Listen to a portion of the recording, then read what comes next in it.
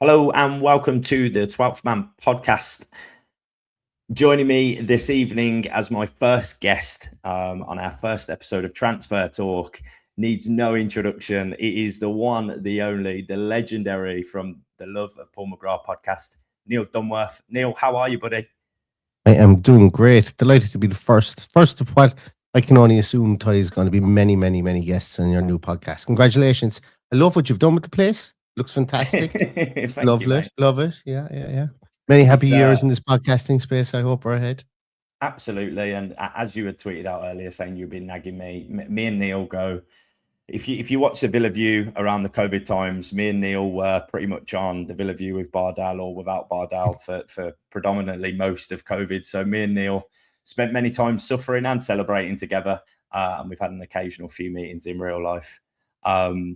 So yeah, me and Neil go way back in the podcast space. So there was nobody else. And Neil has helped me a tremendous amount with the amount that goes into starting a podcast. And I don't think people realise it's not a case of just turning a camera on, downloading the footage and uploading it. There's so much that goes into it, and it's been months in the work, and Neil has been a massive part of that. So Neil, thank you.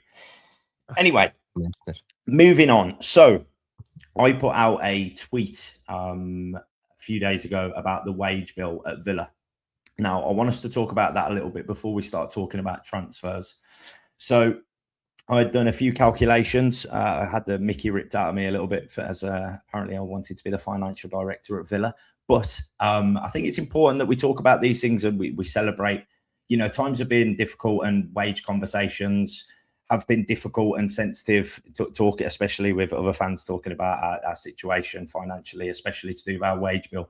So wages off the books 25-26 versus 26-27, and obviously this doesn't include any incomings at the minute, but Yuri Tillemans off the books, 150,000 gone to Manchester United. Luca Dean, World Cup's coming to an end, looking like he's going to go to PSG, with PSG activating the release clause. Amadou Onana getting injured in the World Cup. So for those who don't know, if a player gets injured in the World Cup, FIFA CCP, which is like a player player or club protection, same thing. I think they cover up to £123,000 a week worth of salary, and according all of these figures are according to Capology, so give or take a few quid. Onana's on 140,000 a week, so only a 17,000 deficit on that with Onana being out. I did put Lewis Dobbin on the list that I posted on Twitter, but I don't think it's fair to include him, maybe because we don't know how much of his wages were covered in his loan spells, so I'm going to ignore that.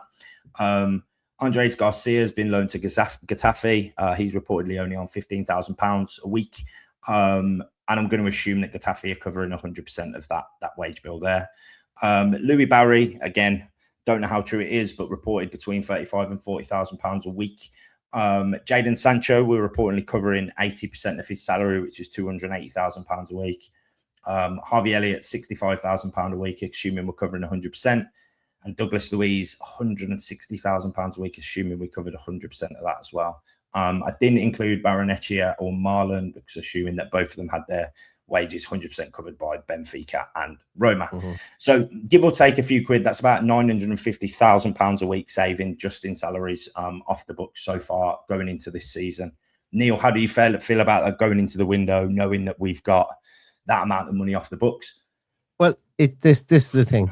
So it's so pertinent. Like, a lot of people get hyper focused on transfer fees, and specifically, how are we going to afford this guy? How are we going to afford that guy? You know, we've spent 50 million on Manzambi. Spoiler alert, because we're getting to that in a moment. How do we afford that? Like, money is not money doesn't flow in a linear pattern, I suppose, when you're in a financial even in financial sanction like Aston Villa. Essentially, is your bottom line going to be different, your bottom line, the year before? That's really what it is. And a lot of people get kind of like there's four different facets, I suppose, with it. There's the SCR for Premier League, SCR for UEFA. There's going to be a difference between the two of those. Then there's going to be FER for UEFA, and there's also the Squad A list sanctions. And all of those, essentially, the long and the short of it is, essentially, Villa need to spend less than they did last year and they did the year before. And if you're led to believe, so another thing is, a lot of people were saying as well, but like Villa obviously have that 15 million suspended of the 22.5 million fine from UEFA. My understanding for that as well is that financial year goes January 1st, 2025 to December 31st, 2025. So that actually, for what we actually got fined for, actually includes Asensio and Rashford, as well as Sancho. And it doesn't include the Malin being off our books, doesn't include Leon Bailey coming back onto our books, little things like that there as well. So when we're talking about we're wading through all the financial side of things, it's still important to know, because look, if you have $1 million less in wages per week coming off your books, which is substantial, by the way, it's massively substantial. Like, one of the biggest things, like, it was only 3 years ago Villa were getting hammered for having a 96% wage to turnover ratio or something along those lines, and now Villa have a 74 is what we're led to believe at the moment. And I just cannot see any singular way that Villa would be over the 70%, even with the incomings that we have at the moment, with that money that's gone out. So at some stage, the plaster needed to be ripped off, the band-aid needed to be ripped off. And to be honest with you, I think doing it in a season whereby you have Champions League football for the second year out of 3, a lot more clubs are looking at you, a lot more players and agents are looking at you going, yeah, these guys aren't a flash in the pan, and they've got a really, really good manager here. So being able to retool on the fly is probably more attainable, or more for Aston Villa now at the moment, given that we have owners and we have a regime that will want to go to the limit of spending to help Unai Emery, because he's the prize, he's the jewel in the crown. So having that 900,000, like, it's a worthwhile exercise. While it's very crude when we talk about it, because none of us understand, deductibles and all that kind of stuff that go into all these financials. So, well, people do, I certainly don't. But to have that number helps you kind of process, and helps you to kind of come to terms with Johan Manzambi, 50 million. Joao Gomez, 35 million. Where the hell is the money coming from? Well, the money's being offset through amortization, and essentially you have an extra £1 million per week to play with here. Give or take a couple of 100,000 here for those extra wages. Yeah, so with that figure, let's say ballpark like 950 grand a week. Moving on to that isn't. I don't expect that that's all of the outgoings off the books. Hot off the topic this evening, as we're recording this in the evening, this will be out on Friday morning for all those listening. It looks like Arsenal are going to step up the pace for Morgan Rogers, and again, that's going to be another 100 grand plus a week savings on that. Ty, just on that, just on the Rogers thing, without swearing this podcast. You can say one or two. We'll allow it. Like, it's pay up or fuck off. It's that simple. It's literally that simple. Like, and then nobody's sitting here saying, "Oh, Villa, there's no way Villa are going to sell Morgan Rogers." I think every single Aston Villa fan are saying, "Yeah, look, just don't waste our time. We're probably in a position now where we don't need to sell him, but just don't waste our time, please. We don't need our time wasted here. We want to crack on with this. We've Waltz on next week, and then we're into a busy period where we're doing a hell of a lot of air miles over the course of this off season. Don't waste our time. If you want him, this is the price. If you don't, toodaloo." I think that's fair enough, because Villa have, Villa will Villa know that every player in that squad is for sale if the right price comes in. And I think as well, Neil, I think the way I deal with these situations, and for anyone who was around in the Villa Spaces day of the Grealish palaver, that I put my heart and soul into that. I was live for like 3 or 4 hours a night with Steve and numerous people while that unfolded, and we all went through that together. And I try and take my emotions away from the Morgan Rogers situation, because I love Morgan Rogers and I'd love him to see his days out at Aston Villa. But loyalty in football is, I don't even want to say it's a loyalty thing. I understand to an extent, if you're going to be offered £250,000 a week, that's generational money. And, when you understand that football is now more in a business than a heart, and that's a tough one to swallow. But I've come to terms with that. Don't fall in love with players at your football club. Appreciate them by all means, but I don't let them get close to the heart, mate. I always keep them at arm's length. And I really hope the owners stand firm on what Nassef had said about it's 130 million or do one. It's as simple as that. If you want to pay it, pay it. If you don't, go away. It's as simple as that. But let's get it done quick, whatever's happening. I expect a low ball offer to come in. Neil, I expect an 80, 90 million pound low ball offer to come in, and that's the end of it. And it's rejected. And then if they're going to start playing ball and go around evaluations, which if it is 130 million as reported, then that's the end of that. I just want it dealt with quickly so we can get our business done, get ready for pre-season. It's not even just pre-season. We've got a trophy up for grabs, mate. You know, beyond all the madness of the World Cup and players coming and going and Tillerman's going in literally a blink.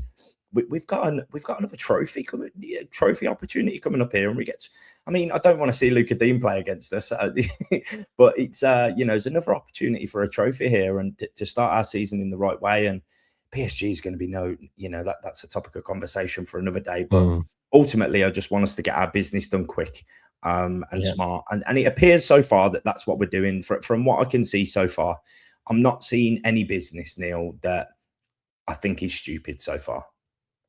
And you know what? That's exactly my thoughts too. I've not even seen any links where I've gone, that one mightn't work. Like the last link I saw I never thought he was a fit. Like Oscar Mingueza, like I remember I people were like, oh my God, Neil, I've never heard you so anti signing that Villa could make. And my whole thing, like, I thought that was fraught with danger for Villa and the way we play and everything like that. No, not for me. He could be great for Crystal Palace, but I just do not think he fits Aston Villa. Not a hope in hell the way he plays. But all the other people that have been linked, there's all a tangible interest in it and a tangible thing that you can look at and you can go, I see how he fits in. I see how he fits in with this player. I see how he fits in with Unai Emery, and I see why we're going for him because of X, Y, and Z, whether it be wages, whether it be lowering the age of the squad, and then. But the big thing about it is you can see it because of the quality of the player. You know, the quality of the player. We've been linked with a very decent quality player this off season as well, and that's always exciting, I suppose. You know, when you're a Villa fan or a fan of any team, that's always really exciting. Yeah. Well, just not going off topic, but echoing back to loyalty in football. A quote's come out from Pau Torres this evening that he's, I assume, done an interview with someone or another in a different language, and there's been a translation. However, so I'll read it of what it said. So it says, "If nothing goes wrong along the way, I think I'll see out the 2 years remaining on my contract, and that will mark the end of my time at Aston Villa. What I'd like is for Villarreal not to have to pay anything for me to join as a free agent. It's a club of my life, and I don't want them to spend money on signing me." Now, to some, that might look like a kick in the teeth. I do believe to some extent that there would have been some form of translation lost in there as well, and it isn't meant in a way of negativity. But I don't think we should penalise loyalty in football. That is a rare case of that's where Pau Torres' heart is. When he comes to the end of his contract at Villa, he'll be 31, 32. And if there was a time where we were going to get money for Pau Torres at the age of 29, now is probably the only time we'd get a decent fee. If he's happy here and he wants to spend the rest of his time on contract here and then sail off into the sunset of Villarreal, I don't think he should be punished for that comment. I really don't. Neil, what are your thoughts on that? Yeah, my thoughts on that are, I think it's look, one of the beauties of the fact that there's a bazillion different languages in this world is that translations would often be crude and they would often be mistranslated and so on. Yeah. And to be honest with you, I think like there was actually a very good example of this during the week whereby it was the Andres Garcia transfer, wasn't it? So Tans would have come out and said Garcia's off, he's on his way to Tafe, and almost 1 minute later, Matteo Moretti or somebody like that came along with a tweet where somebody clicked on translate and it mistranslated to say that Andres Garcia is off the table. But what it meant was that it's off the table and it's done. It's a done deal. Like it's as in he's off to a new club, not the deal's off. Yeah, absolutely. Example. Absolutely. That was a great example of it. But I think in this instance, what Pau Torres is trying to say, and I don't have to translate for him. He's saying, look, I love Villarreal. Villarreal is my club. When I move back I will spend the end of my last days of my career with Villarreal. If in 2 years' time, and if everything goes right, and I'm not injured or I'm not sold or anything like that, if everything goes right, in 2 years' time, if the opportunity is for me to move back to Villarreal on a free transfer, I'll do that because essentially I want to finish my days with Villarreal, but I don't want them to pay a fee for me. And I think that's so noble in a day, in an age whereby, like, you could never see Cristiano Ronaldo saying, "Do you know what? I'm not playing Saudi anymore. I'm going to go back and play with Sporting. I'm going to play for free, Yeah, and I'm going to go back there on a free. I'm going to play for free, and because that's where my heart lies." Very few players do that. In fact, very few at all will ever do that. And I think it's a noble thing, because you mentioned earlier on about loyalty in football, and footballers having loyalty to their club. Clubs yeah, won't have loyalty to footballers either, because like you think of it this way. Pau Torres is probably saying, if everything goes right for me, I'll go back to Villarreal. Villa might decide to sell him next year, and they're well within their rights to do that. yeah, So loyalty goes both ways, and there is no such thing anymore. So it's I think he's well within his rights to say that, and I actually think, you know what, if you remove yourself from the fact he wears an Aston Villa jersey, we would all love to do the same. If any of us were a famous footballer, we'd like to go back. And if you were born within the shadow of Villa Park or whatever, like, let's just say Jack Grealish, and he's moved on. Grealish was to come out and say, you know what, I'm gonna run out my contract here. And when I'm 31, 32, I'm going to go back to Villa, and I'm going to play for free, and they're not going to have to pay a fee for me. And that's the way I want to do it. We'd all be running through brick walls yeah, at that stage, because we go, he gets us, he's one of us. It means that much to us. And Villarreal is a tiny town that are punching above their weight. And this guy is probably one of their, if not their biggest homegrown, homeborn, exported player. So fair yeah. play to him. Fair play, and I think it's noble.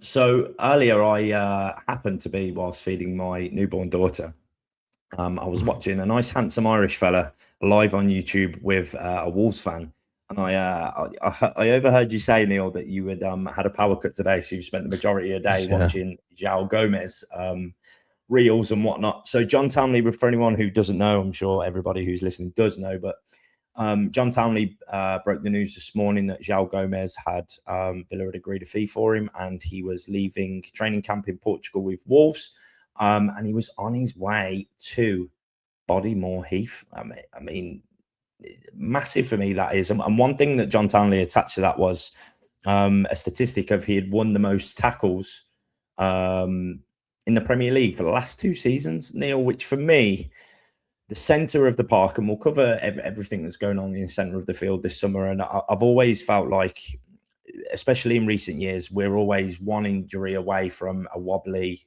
centre part of the pitch.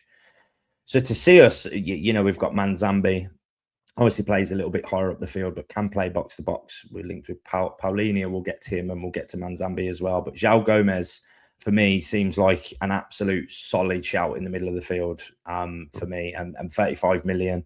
I know that's Tillerman's fee covered there, assuming they amortise it, Neil, and it gets spread over the 3 seasons. Who knows? But for me, it will be. Yeah, that's million, for UEFA. It will be. I actually think for Premier League, I'm open to correction on this because it's just so confusing. I think for Premier League, it can be all booked as one.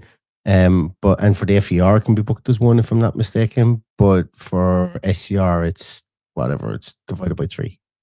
Yeah. So a huge talent for me on the field then, Neil. What have you learned today in your power cut of your highlights and compilation of Joao Gomez? Yeah. So look, I suppose one of the biggest things with Joao Gomez is, look, I'm loving the fact that these announcements are coming out of thin air. I'm actually loving what's happening, I suppose, in the Villa reporting space as well, from actual journals, whereby you had Tanswell and Ornstein breaking the Manzambi and the Tielemans news, but then you had Colm Ossid breaking the Digne news, and you had John Townley breaking this news today. It's nice. I think that's interesting. Fabrizio Romano broke something today, Neil. He broke that Philogene Badese is about to leave us for the 2nd time, apparently. Yep. I presume it'll be more pure profit, something on that as well. Yeah. Yeah. Look, it's interesting. It's interesting how a lot of English football clubs, I suppose, have kind of moved him to the side. I don't know. Look, I've interviewed Fabrizio Romano twice. One of them, which I actually got removed for copyright, because I played Hi-Ho Silver Lining on the podcast, and I couldn't remove it at the time, yeah, and then it was out of date afterwards. But I've interviewed him twice. I've had him on my channel twice before. But so like I've spoken to him. His stuff has turned in. He's become a beast in the sphere at the moment, but more so on the social media side of things. And you can research an awful lot about some people will talk about his methodologies, but that's not what we're here to talk about. The big thing, I think, I can't even remember what question you asked. Oh, Joao Gomez. Yes, you did. Yeah, that's where we went to. I threw you off. Try to bring it back. That's my bad. I'll bring it back. Joao Gomez. Yeah. So look, I've watched a bit of him.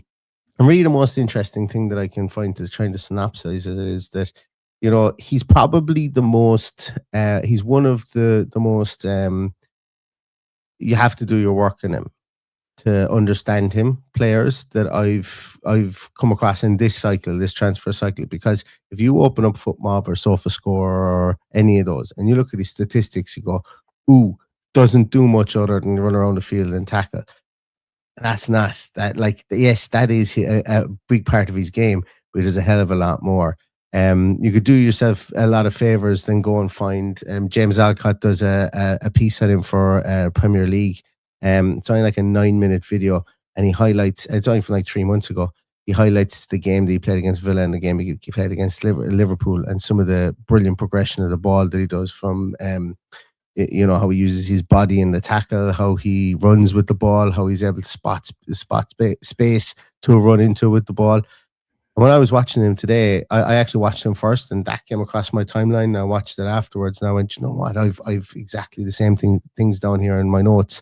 We all love a John McGinn stick his bum out and ride and kind of turn a defender and then get on the move.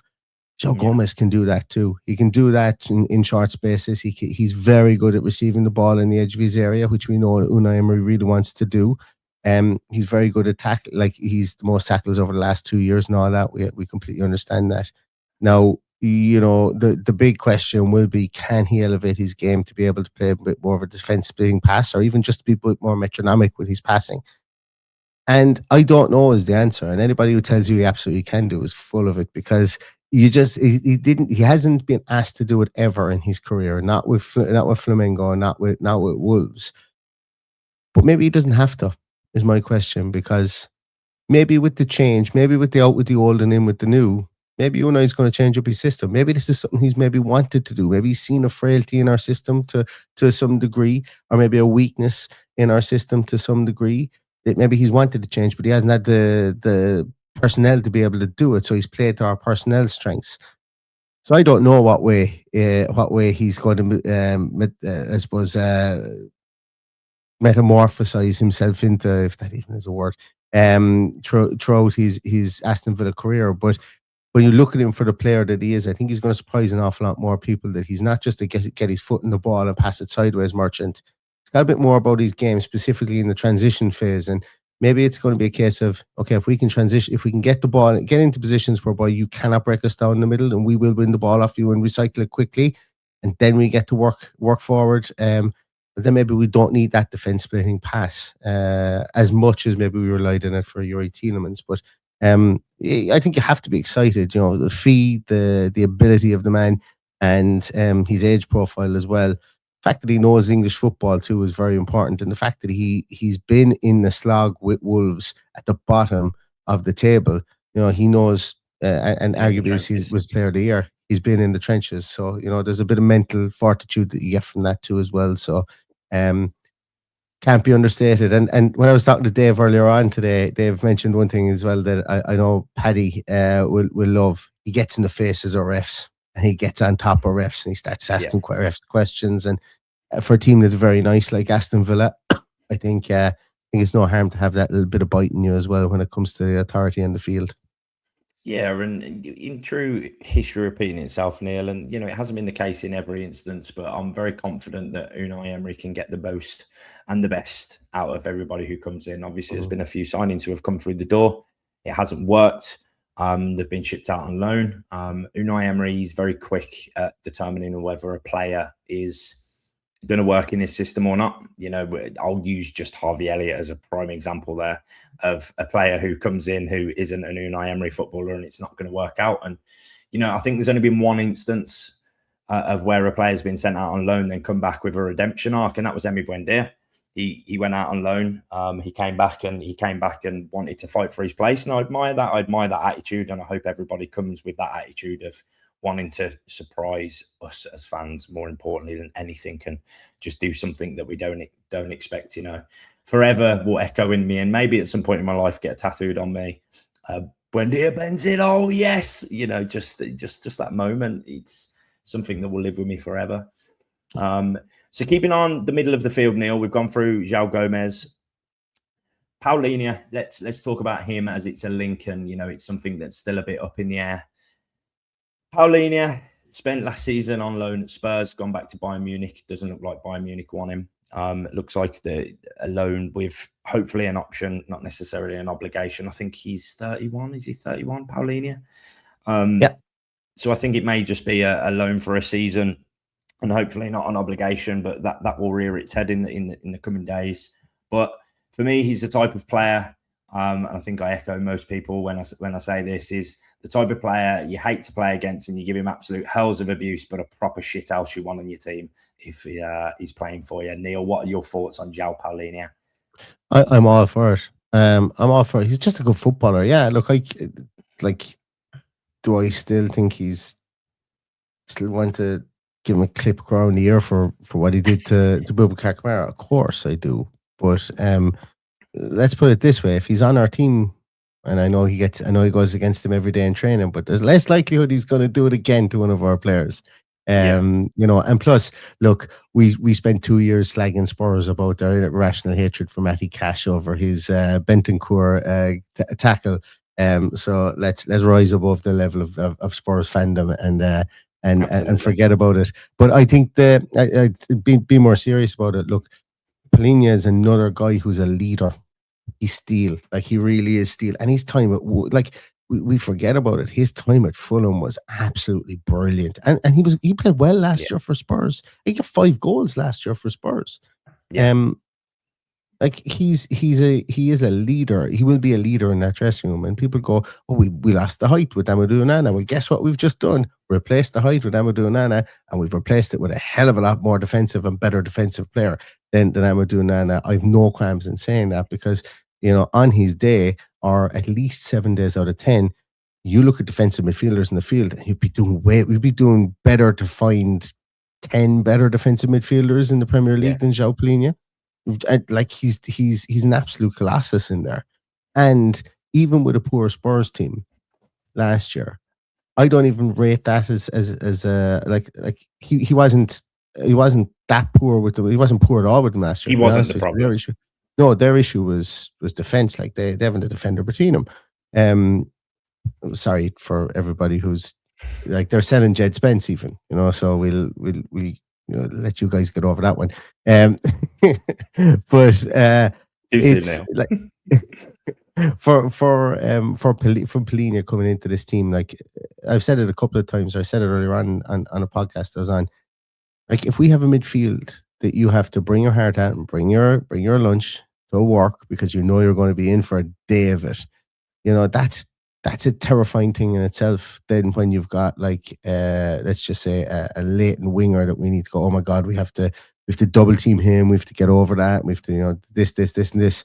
If you've got a manager that's spending his whole week scratching his head going, how in the name of Jesus am I going to get the ball through Palhinha, Gomez, Boubacar Kamara, and when they win the ball, they're recycling it to a John McGinn who's going to run around the place like a demon, or an insert new winger here. That's got its own problems too for visiting teams. And as I say, like, it's about replacing profiles, but it's also about replacing characters in the dressing room and leaders in the dressing room.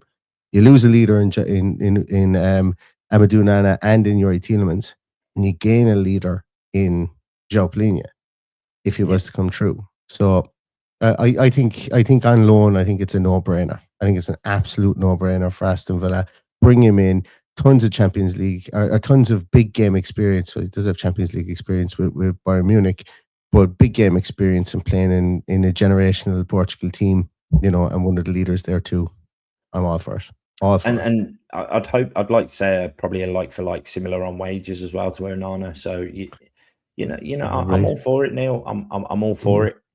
And going slightly further up the field, Johan Manzambi, he was scheduled for his medical today. Obviously, we still haven't heard anything as of yet, but no news is good news in the Villa space. From the things I've seen of Manzambi, Neil, I will be honest, he is the one I am most excited about. He looked good in the World Cup. I think he got man of the match in one of his games in the World Cup as well. He looked decent against us in the Europa final as well. And for me, one of the main attributes that I get from Manzambi from watching the small amount of him I have is he's a very good ball carrier and he wins a lot of fouls. And that tells me that he's a problem when he's on the ball if he's winning a lot of fouls. And ultimately, when we have the greatest set piece coach in football history in Austin McPhee, the thought of winning more free kicks on the edge of the box and more set piece routines and goals to come through him this season is something that I think would be massively important to the goal contributions that come from Manzambi, whether that be from him assisting goals or winning fouls in the right areas or slotting into whoever's up front or the wingers. I think he's going to play a really, really important role at Aston Villa for this season. Absolutely. You talk about getting one of the most exciting under 21 footballers in European football at the moment. And I mean, literally in recent times because of the World Cup he's had, but also the fact that he took the Bundesliga by storm last year. And he basically, I won't say he dragged them all on his own because it was a lot of the effort that the Freiburg had was down to their brilliant defense, which we absolutely pulverized in Istanbul. But he was their bright spark. He would from after he played 10 games for Freiburg, everybody in Germany was talking about, okay, yeah, it's 40 million for him. Like, it's straight away it is. Like, this guy's worth money. He's gonna be a huge cash cow for Freiburg. Freiburg have done really well to unearth him and to build him up and to give him game playing time. And Villa have signed him. And we've nicked him from Newcastle. And will there be a transition period to the Premier League? I hope not. But once again, anybody who tells you that there won't be is probably a massive liar. One of the things that when I watch him is that he's another guy who's for 20 years of age, he's a bit of a brute. Like, he's a bit of a brute. He's a big boy, and you try and knock him off the ball. And like against Villa, actually, in the game in Istanbul, Ty threw himself to the ground a couple of times. But when you watch him play for Freiburg in the Bundesliga, he was able to ride tackles. He was able to go and bounce off players as he was carrying the ball. And if rumours are to be believed, we do lose that in Morgan Rogers. Well, we have a pseudo replacement there as well. But one of the big things for me is that everywhere you read about him, they talk about his maturity. If you look for any comments that Granit Xhaka said that this guy has come into the Swiss team and that he plays far beyond his years. Murat Yakin has said the same, that this guy is a consummate professional, that he's always striving to be better and all this. And you don't get the conversations that sometimes you might get with a younger player of the, he's a big, not so much a big time Charlie, but this guy's a bit of a, he's maybe overly lighthearted, or he's a fellow who likes to go out and about. And I don't know whether he does or not, but it's nice to hear those conversations, specifically that, you go to a World Cup, it's tough. You're 6 weeks away with the same group of guys. And if you're the young guy there where the whole nation is probably looking at you going, you're racing the hole here because you're 20 years of age and you're coming of age and you score those couple of goals. And then you've got the older people in the team turning around going, this guy has an old head and young shoulders here. I like to hear that because in the environment of Unai Emery's no idiots club that he likes to have in around Villa Park, nice to have that with a 20-year-old coming in with his head screwed on. So bring him and let's see him flourish, hopefully, in claret and blue. You mentioned about his ball carrying ability. One thing that I noticed is, and I don't know if a lot of people will agree with me, like, I love when you've got somebody who's got a bit of a weird running style, like almost like a kind of a childish, kind of haphazard, unrefined running style. And he's got that idiosyncrasy to the way that he runs. Like, his arms go everywhere at times when he runs. And it's like, okay, it's not like Phoebe running in Friends or anything like that, but it's just this kind of, this rawness. And the coaches have looked at and gone, he's damn good at carrying the ball. I'm not going to tell him where he needs to put his hands. He's been running like that all his life. Let him do it. Exact same thing with Lionel Messi. Coaches looking at Messi going, you've been running like that all your life. Do it. John McGinn has the most weirdest running style of all time as well. You've been running like that all your life. You're damn good at it. Keep doing it. You know, and I'm a big fan of that. Those idiosyncratic players that pop up every so often that have a little bit of a hitch in their movement. Because that in itself can be unpredictable as well, I think, for defenders. Because like you look at somebody like Jadon Sancho, taught how to run all his life, looks like a guy who's just been a primed athlete, and very predictable. Has become predictable the older he's gotten, and that's a shame because he's only about 26, 27. He's a free agent now, and who knows where his career is going to go. Yeah, and I think it's important on the Manzambi side as well. Is he's had that congested schedule that the Villa players have had for that season. He took it all the way to the final, and then has gone on a World Cup campaign with Switzerland to a quarterfinal against Argentina. So he's used to the congested schedule, and we know that he's capable of being a part of that, and that's going to be a big factor for us this year. Not necessarily just the quality, of course, that's important, but the depth is absolutely huge this season. That if we do have fatigue legs or we do have injuries in warm-ups or whatever, we have that depth in the squad of where it's okay for a change of squad where every 11 isn't the same and it isn't guaranteed that the starting position. So it's really exciting to have him come in, and I think Unai Emery demands a lot of everybody who's on that field. So the fact that he's used to whether he's going to come in and play that attacking midfielder role. He's used to playing box to box, so he's used to being up and down, and he's used to that physicality, playing in a box to box role at Freiburg. So massive one for me. That is Neil. That for me so far is the signing of the summer for us, and I really hope. I don't think there's much risk there, as you said. Seems like a young guy with an old head on his shoulders, and he's someone massively. I'm going to have a keen eye on when at Villa Park. I will be absolutely monitoring his performances, and I really hope he takes the 44. If he takes the 44, I'm getting Manzambi 44 on the shirt. I've got to do it. I actually thought it was interesting. Like Tielemans leaves Aston Villa, and on the very same day they showed Boubacar Kamara holding up his number. I kind of went, I wonder the club pissed off at him. I wonder the club going, damn you, we wanted you to stay for one more year. But look, that's just probably my cynical mind just in overdrive. But I do think 44 will be his number. And you said that you think he's going to be signing in the season. I actually think if Joao Palhinha comes in, I think at the end of the year we're raving about Joao Palhinha. I think we're raving. I hope we're raving about everybody, Neil. I hope we're raving about everybody. I hope we have that type of window where, a new player isn't go, oh, here we go, not another one. But so far, so good. And speaking of new signings in new positions, Neil, Fabrizio Romano has reported 45 minutes ago that Pervis Estupiñán, we've agreed terms. So it looks like all that's left to do is agree the fee on that, according to Fabrizio. So again, the Luca Dean replacement is, Luca Dean hasn't even cleared out his locker yet, and the replacement's lined up. I am seriously impressed with how quick things are getting done. And, I think that the targets would have been laid out way before the transfer window opened. And I think we can see that in how quickly and efficiently we're doing our business. I don't feel like we're being fleeced personally either. I feel like we're doing some good deals. I think Manzambi, you could argue, is a high fee for a 20-year-old. However, if he's going to have a successful career, his value will only rise. So the better he does, if one day he's to sail off into the sunset to Real Madrid, for example, that's going to come at a huge fee. So Estupiñán, Neil, what are your thoughts? We won't draw too much attention to that one, but I can imagine he's. Am I right in saying he's played under Unai Emery before, hasn't he? Yes. Hasn't he won the Europa with Unai Emery? He did. Won the Europa League with Unai Emery with Villarreal. Yeah, before I mentioned Villarreal that we spoke about with regards to Pau Torres. Estupiñán, when it was first linked, first of all, I went, geez, he must be about 31 or 32. And then you look at it, he's only 28. You're going, interesting. Won't be 29 until January of next year. But then when you put so I didn't want to take his time at AC Milan because AC Milan were a bit of a basket case this year.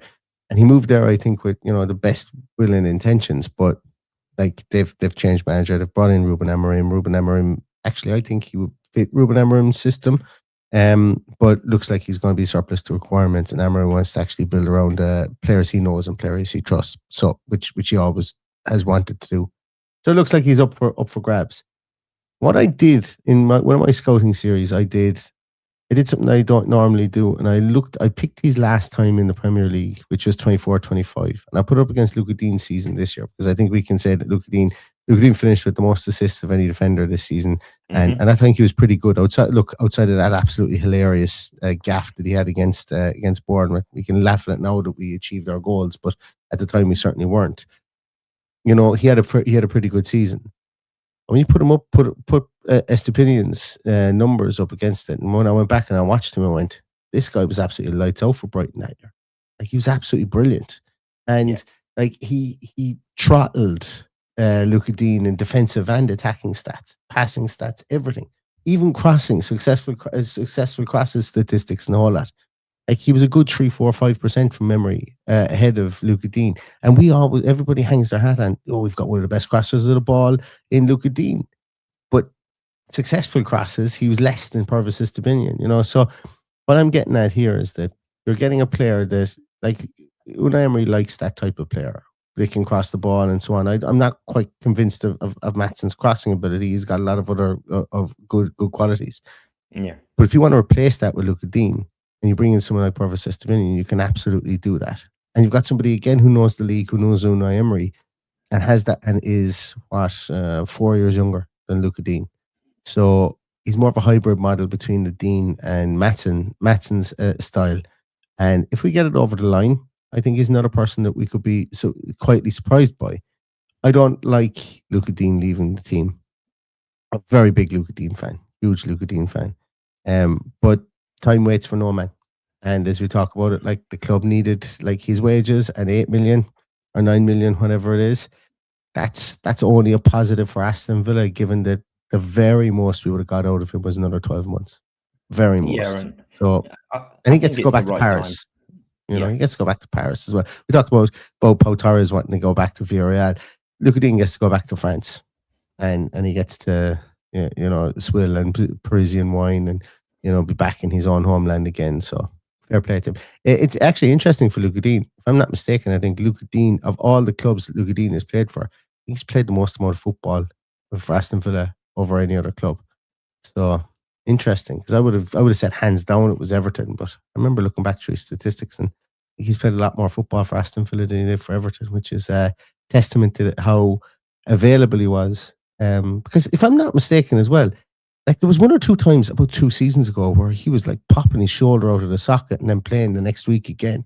And, you know, when you talk about your availability being your best ability, that's something I think that we should bear in mind as well. Like, because he leaves with my blessing, and he leaves with a pat in the back, because he's gone out to Paris and he's not going to another Premier League team. So have a great one, Luca Dean. Indeed. I feel like I should put some Titanic music behind that, Neil. I love that came straight from the heart. And, you know, I echo what you say on that. He knows he's going to PSG to play second fiddle to Nuno Mendes. And he's at peace with that. He knows he's coming to the end of his career, and he started his career at Barcelona, and now he's about to end it at PSG. What a love story, what a career to talk about. And, you know, echoing what you said, nearly absolutely goes with my blessing. And but yeah, it feels like we're strengthening in the right places with the right targets too. Echoing what you said about him too, Neil. Let's have a quick chat, Neil. Time permitting, to discuss of where you think we need to do the rest of our business in this transfer window. So for me, I think we definitely need some competition for cash. I think that's important. I expect a defender of some sort to leave. I don't know who, whether it be a starter, someone on higher wages who doesn't appear as frequent.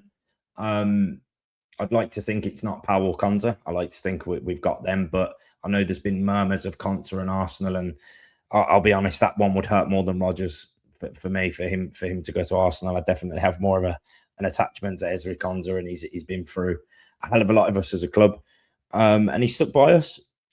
So I expect a new contract to come in for Ezri, and I hope that we stand firm on that and he stays with us and he gets a pay rise, because he absolutely is worth every penny. every week. So I think definitely some competition for Matty Cash, especially with Garcia going. I think a winger's important.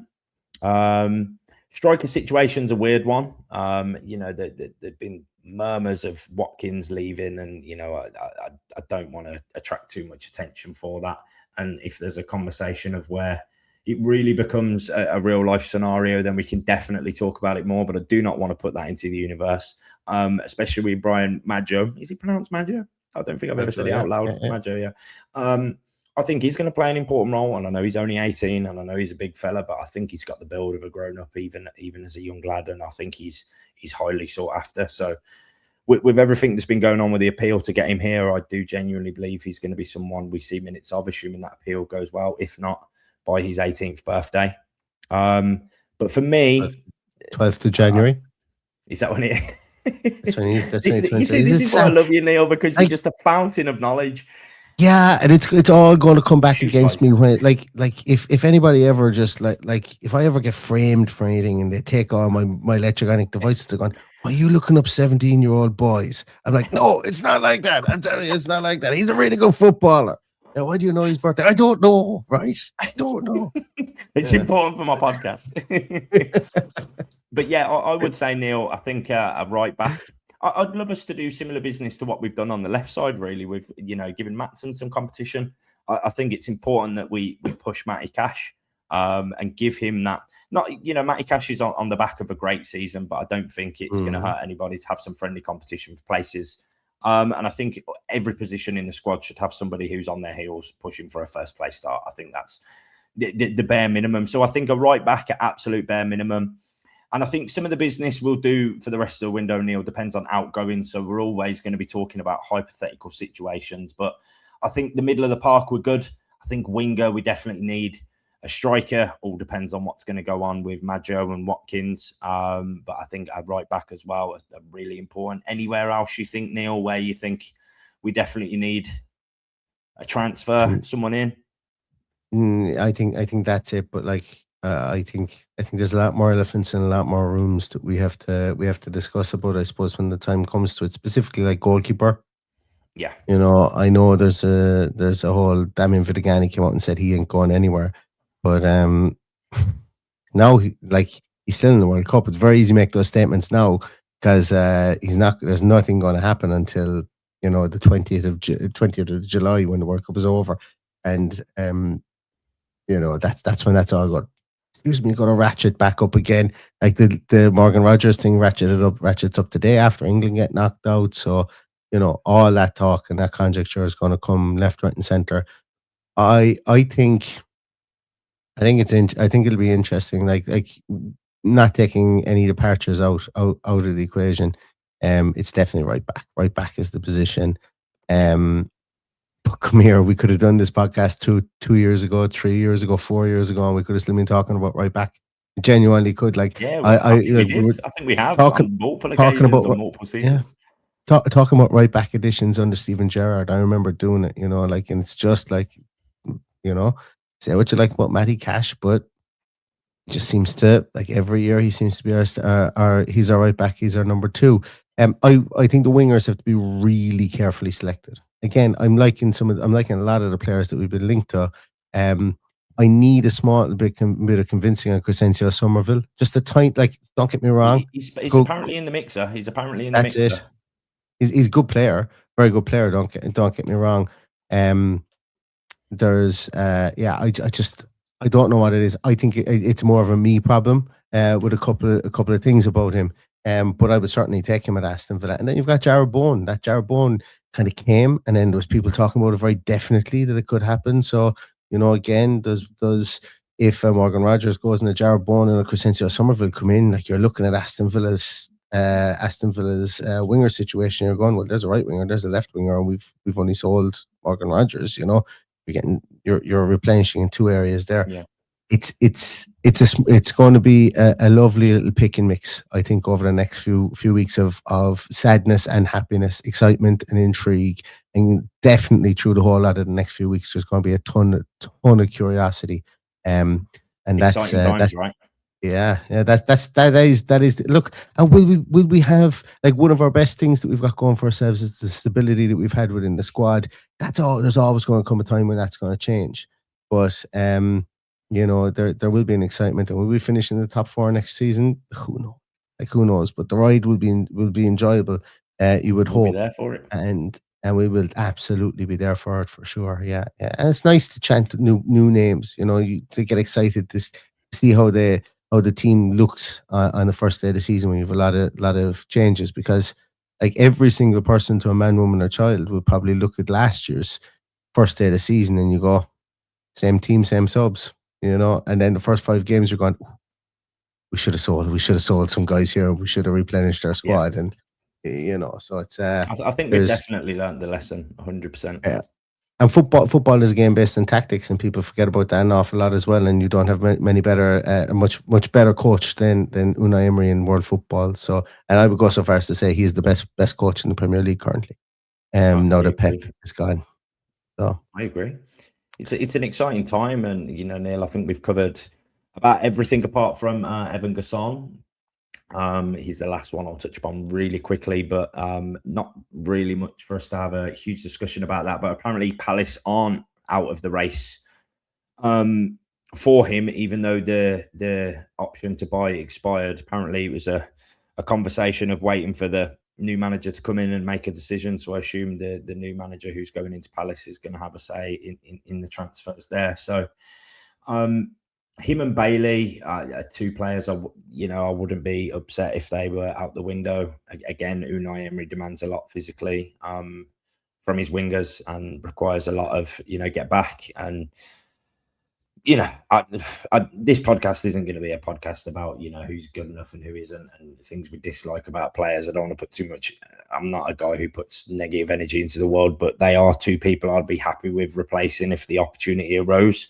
And we're being fierce in the window with our outgoings and our incomings, and I think it's I can confidently say, Neil, and I hope you'd agree, that the Aston Villa rebuild is on. This is the new era. This is it. We've won our European trophy. Now it's time for us to consistently compete, and I think this is the rebuild. I think this is it. This is becoming Unai Emery's Aston Villa. Yeah, you talk about being a rebuild, and I think it's fair to say it is now. But we're not doing it in a way whereby. So if you think of this analogy, like Unai Emery's flying a plane and he's actually fixing the plane while it's in the air. We don't have time to pull it over. We don't have time to pull it into a hangar, leave it there for 6 months, get it all freshly painted, get it all fixed up, and be confident in it before we put it in the air. There's a lot of duct tape and chewing gum being used here. Certainly was last year with some of the players we brought in, and to a lesser extent, there's a lot of that going on. Like, say the fax machine in Villa Park at the moment is just constantly going. And that's that's something that was going to come at some stage. And I think, as I said before, ripping off the Band-Aid, maybe getting in a couple of players while we have got Champions League football to offer them, maybe a smart thing to do. And as I say, it may turn out to be the right thing to do. Well, it will be the right thing to do for the club, so that you don't get into this black hole of financial difficulties and losing all the experience out of your team. But I think for Unai Emery, it might be the right thing to do as well, because this is the first time we've had an opportunity to really retool with him. Because, hey, a lot of last year we were still getting the statistics of, 8 of these players are still Dean Smith players. And, last year it was like 11 of these players all played under Steven Gerrard, and what are Villa doing? Well, now we get to see an Unai Emery team. Yeah. Will we like it? Only time will tell. And on that note, Neil, I think that's a good place to end the episode. And, if you're still with us now at 53, nearly 54 minutes into the pod, thank you for sticking with us. And there's nobody more I'd want to talk transfers with than Neil, because Neil speaks so passionately about everything transfer related and anyone who is involved in Villa or could potentially be involved in Villa. And there's nobody I'd want to put that out from the heart more than Neil Dunworth. So, Neil, thank you for joining me on the first episode of the 12th Man podcast. I hope you enjoyed. There'll be more episodes coming soon in the coming days.